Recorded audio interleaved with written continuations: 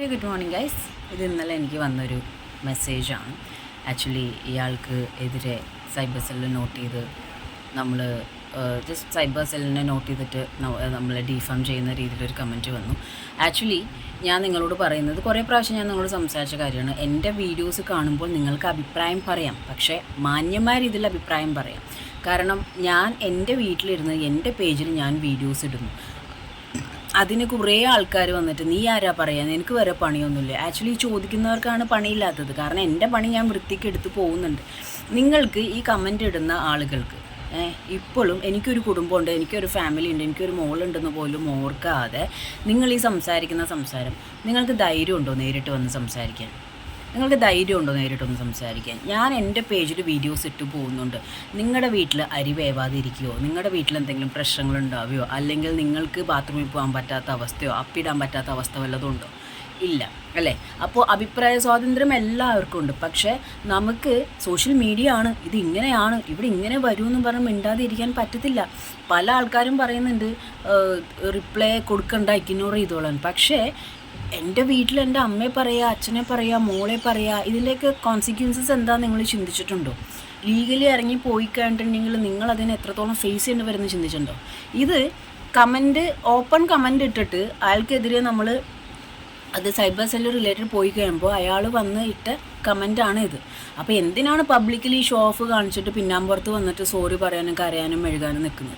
മാന്യമായ ഭാഷയിൽ നിങ്ങൾക്ക് കമൻ്റ് ഇടാം. ഓക്കെ, ഞാൻ ബിഗ് ബോസ് നന്നായിട്ട് ഗെയിം കളിച്ചിട്ടില്ല, സമ്മതിച്ചു. അതിന് നിങ്ങൾ എന്നെ ഇങ്ങനെ കുരിശി കയറ്റേണ്ട കാര്യമുണ്ടെന്ന് എനിക്ക് തോന്നുന്നില്ല. നിങ്ങൾക്ക് തോന്നുന്ന പെർസെപ്ഷനാണത്. അതിൻ്റെ ഉള്ളിൽ ഞാൻ എന്താണ് ചെയ്തിരിക്കുന്നത്? ഞാനും വിഷ്ണുവായിട്ടുള്ള ഫൈറ്റ് ഒരുപാട് അതിനകത്ത് നടന്നിട്ടുണ്ട്. ഈവൻ ക്യാപ്റ്റൻ്റെ സമയത്താണെങ്കിലും ഈവൻ ഞാൻ വിഷ്ണു മിഡിൽ ഫിംഗർ കാണിച്ചിട്ടുണ്ട്. കാരണം എന്ന് വെച്ച് കഴിഞ്ഞാൽ ഫ്രണ്ട്സായിട്ട് കൊണ്ടുപോകാനിരുന്ന സംഭവത്തിന് വിഷ്ണു എന്ന് പറയുന്ന ഒരു വ്യക്തി എൻ്റെ ഫ്രണ്ട്ഷിപ്പ് താല്പര്യമില്ല, അത് എൻ്റെ അടുത്ത് സ്ട്രെയിറ്റ് പറയാതെ എൻ്റെ ഫ്രണ്ട്ഷിപ്പിന് താല്പര്യമില്ല, ആ ഫ്രണ്ട്ഷിപ്പ് ഗെയിം നശിപ്പിക്കുന്നു എന്നുള്ള രീതിയിൽ സംസാരിച്ചപ്പം അവിടെ ഞങ്ങൾ തമ്മിൽ തെറ്റുകയും ഈവൻ അവിടെയുള്ള കണ്ടസ്റ്റൻസിന് എല്ലാവർക്കും അറിയാം എനിക്ക് വിഷ്ണു എന്ന് പറഞ്ഞാൽ അത്രയും വെറുപ്പായിരുന്നു. പുറത്തിറങ്ങിയതിന് ശേഷം മനീഷേച്ചും മറ്റും എല്ലാവരും ഇത് ഗെയിം അല്ലേ വിട്ടേക്കെന്ന് പറഞ്ഞു കോംപ്രമൈസ് ചെയ്തതിൻ്റെ ഭാഗമായിട്ട് ഞങ്ങൾ കോംപ്രമൈസ് ചെയ്തത്. ഞങ്ങൾ അവിടെ നിന്ന് ഇറങ്ങുന്ന സമയത്ത് പോലും ഞാൻ വിഷ്ണുവിനോട് യാത്ര പറഞ്ഞിട്ടില്ല. മനസ്സിലായോ?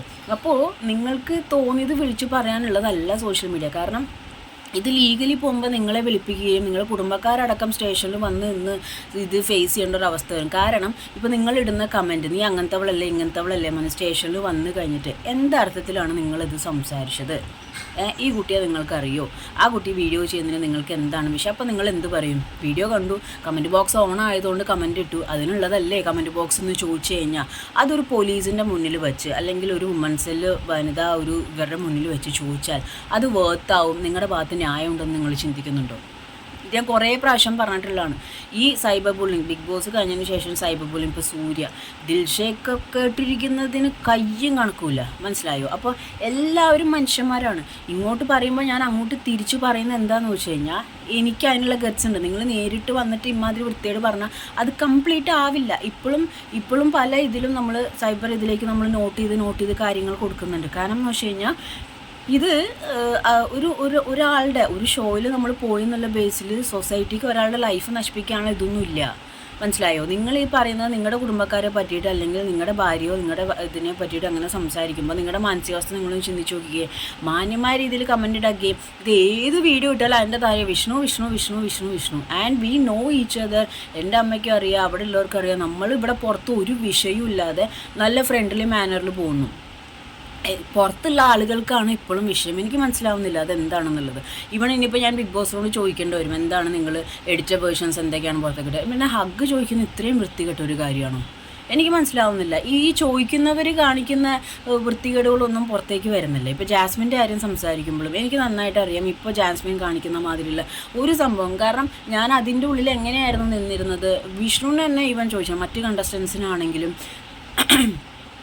അറിയാം ഇപ്പോൾ എത്രത്തോളം ഞാൻ വാശി പിടിച്ചിട്ടുണ്ട്, എത്രത്തോളം ഞാൻ മിണ്ടാണ്ടെന്ന്, എത്രത്തോളം ഞാൻ ദേഷ്യപ്പെട്ടിട്ടുണ്ടെന്നുള്ളത് എനിക്കും അറിയാം, അവനറിയാം. കാരണം മനീഷേച്ചി ഇടപെട്ടുകൊണ്ടാണ് ഞങ്ങളുടെ വഴക്ക് വരെ കോംപ്രമൈസ് ചെയ്തത്. ഞാൻ സംസാരിക്കില്ലായിരുന്നു. അവിടെ നിന്ന് ക്വിറ്റ് ചെയ്ത് ഇറങ്ങുന്ന സമയത്ത്, അതായത് വോട്ട് ചെയ്ത് ഇറങ്ങുന്ന സമയത്ത് പോലും ഞാൻ അയാളോട് യാത്ര പോലും പറയാതെയാണ് ഇറങ്ങിയത്. അപ്പം നിങ്ങൾ വിചാരിക്കുന്ന മാതിരി എനിക്ക് അവനോട് പ്രേമമോ അല്ലെങ്കിൽ ഞങ്ങൾ തമ്മിൽ പ്രേമമോ ഒരു കുട്ടിയൊക്കെ വലിച്ചിട്ട് സംസാരിക്കുക ചെറിയ കാര്യങ്ങളല്ല, വലിയ കാര്യങ്ങൾ തന്നെയാണ്. നിങ്ങൾ അതിൽ ഭയങ്കരമായിട്ട് ഫേസ് ചെയ്യേണ്ട ഒരു മക്കളെ എല്ലാ കാര്യം ഞാൻ പറഞ്ഞേക്കാം.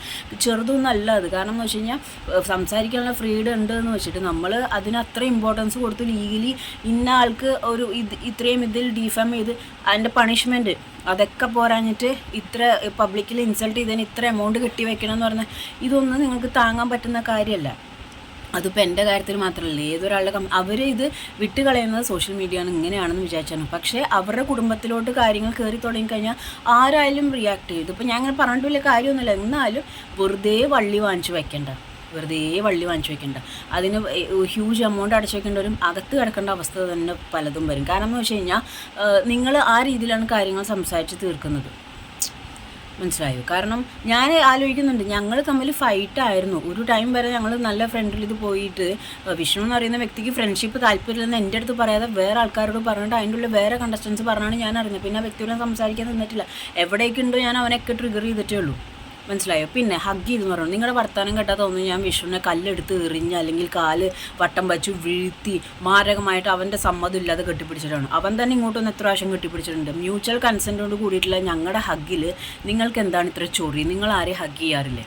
നിങ്ങൾ എന്തിനാണ് രണ്ടാൾക്കാരെ പറ്റി വേറെ രീതിയിൽ സംസാരിച്ചുകൊണ്ടിരിക്കുന്നത്? ഹഗ് എന്നോട്ടാണ് നിങ്ങൾക്ക് അത്രയും വേഷം കെട്ടായി തോന്നിയത്?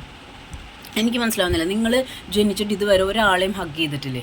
ഇത്രയും ഒരു നിങ്ങൾക്ക് ചുമ്മാ ടൈം പാസ് നിങ്ങൾക്ക് ഒന്ന് കമൻറ്റ് ചെയ്യാമെന്നുള്ളൂ. പക്ഷേ ആ കമൻറ്റിൻ്റെ ഡെപ്ത് കൂടിക്കഴിഞ്ഞാൽ നിങ്ങളുടെ വീടിൻ്റെ നടുമുറ്റത്ത് എത്തേണ്ടവരെത്തും മക്കളെ, അതിലൊരു ഡൗട്ടും ഇല്ല. ഇത് റിക്വസ്റ്റ് ഒന്നല്ല, ഉള്ള കാര്യമാണ്. ഇപ്പോൾ ഈ പുള്ളി ആ വിഡ്രോ ചെയ്യണം എന്നുള്ള രീതിയിൽ ഈ പുള്ളി മെസ്സേജ് ഇട്ട് ഇതാക്കിക്കൊണ്ടിരിക്കുന്നുണ്ട്. വല്ല കാര്യമുണ്ടോ? ഞാൻ മര്യാദയ്ക്ക് എൻ്റെ രീതിയിൽ വീഡിയോസ് ചെയ്ത് പോയാൽ അവിടെ വന്ന് കുന്തളിപ്പാണിച്ചിട്ടല്ലേ ഇപ്പോൾ ഇയാൾക്ക് ഇതിൻ്റെ പുറകെ തൂങ്ങേണ്ട ഒരു അവസ്ഥ വന്നത്. ഇതിനു മുമ്പും പല പ്രാവശ്യം ഓരോരുത്തർ വന്ന് അവരുടെ പാരൻസ് വരെ വിളിച്ച് സംസാരിച്ചിട്ടുണ്ട്, മകൻ്റെ ഭാവി, മകളുടെ ഭാവി. ഈ കമൻറ്റ് ഇടുമ്പോൾ നിങ്ങളുടെ ഭാവിയും ഇതൊന്നും നിങ്ങൾ ചിന്തിക്കുന്നില്ലേ? നിങ്ങൾക്ക് ആരും എന്തും പറയാമെന്നാണ്. ഇതുപോലെ ഒരുപാട് കേസസ് ഇനി പൊന്താൻ പോകുന്നുണ്ട്. യൂട്യൂബിലൊക്കെ ഒരുപാട് പ്രൊഫൈൽ ഫേക്ക് അക്കൗണ്ട് ഉണ്ടെന്ന് വെച്ചാൽ നിങ്ങൾക്ക് എന്തും ആരെയും പറയാമെന്നുള്ള രീതിയിലാണെന്നുണ്ടെങ്കിൽ അത് നിർത്തുന്നതായിരിക്കും നല്ലത്. കാരണം എന്നോട് മാത്രമല്ല, ഒരാൾ അത് ലീഗലി എടുത്ത് പബ്ലിക്കലി ഡിഫാം ചെയ്യുമ്പോൾ ഉണ്ടാകുന്ന അതിൻ്റെ ഒരു പണിഷ്മെൻറ്റ് ജസ്റ്റ് നിങ്ങളൊന്ന് ഗൂഗിൾ ചെയ്ത് നോക്കിയാൽ മതി എവിടം വരെ പോകുന്നില്ല. കാരണം ഞാനെന്ന് പറയുന്ന വ്യക്തി എൻ്റെ രീതിയിൽ എൻ്റെ കാര്യങ്ങൾ ചെയ്തു പോകുമ്പോൾ നിങ്ങൾ ബോധർ ചെയ്യേണ്ട കാര്യമില്ല. അതൊരു ടോക്സിക് സൊസൈറ്റി അവസ്ഥയാണ് നിങ്ങൾ കാണിച്ചുകൊണ്ടിരിക്കുന്നത്.